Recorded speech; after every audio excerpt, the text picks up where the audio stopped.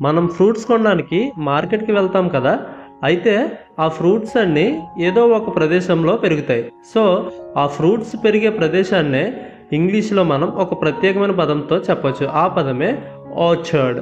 ఇప్పుడు దీని గురించి మనం డీటెయిల్గా తెలుసుకుందాం. సో దీనికి మనం డెఫినేషన్ చూస్తే, a piece of land or garden in which fruit trees are grown అని.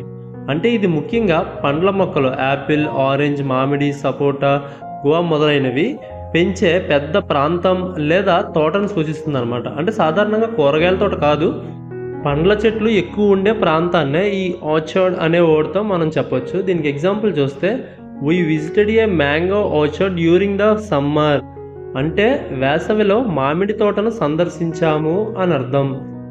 వీడియో నచ్చితే లైక్ చేయండి. ఈ వీడియో ఎవరికైనా యూజ్ అవుతుంది అని అనుకుంటే వాళ్ళకి షేర్ చేయండి.